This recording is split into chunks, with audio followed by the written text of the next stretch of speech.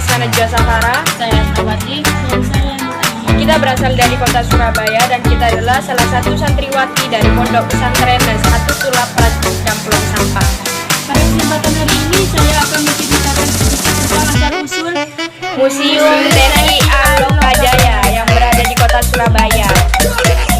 Mari kita lihat asal-usul dari Museum TNI Al-Lokajaya di Surabaya.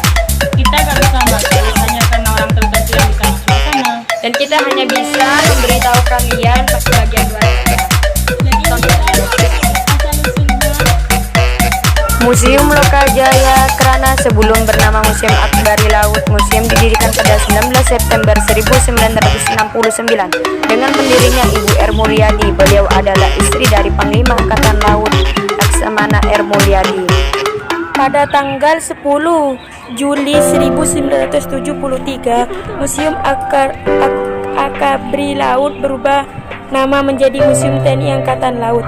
Akhirnya pada 6 Oktober 1979, nama museum berubah lagi menjadi Museum Lokajaya Cerana.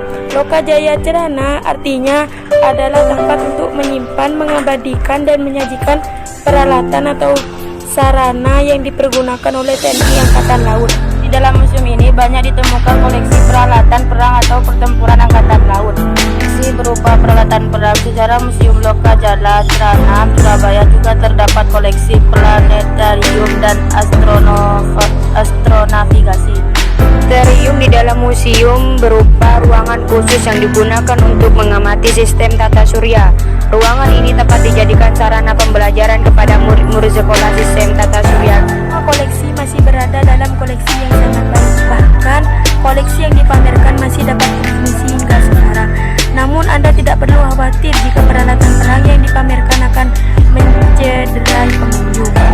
Seluruh koleksi telah dikondisikan sedemikian rupa hingga aman untuk dipamerkan.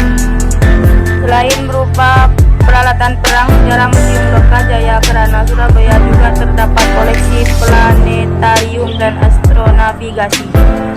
Planetarium di dalam museum berupa ruangan khusus yang digunakan untuk mengamati sistem tata surya. Ruangan ini dapat dijadikan sarana pembelajaran kepada murid-murid sekolah tentang sistem tata surya.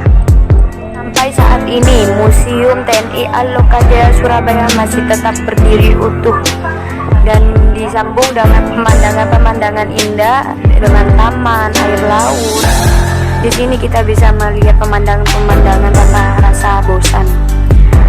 Ini di daerah TNI Al boleh masuk ya guys, karena yang masuk itu hanya orang tertentu gitu. Nah, seperti ini keadaan Museum TNI Al. Lihat ini ya, ini di dalam museumnya seperti ini. Kita belum tahu di dalamnya gimana ya guys.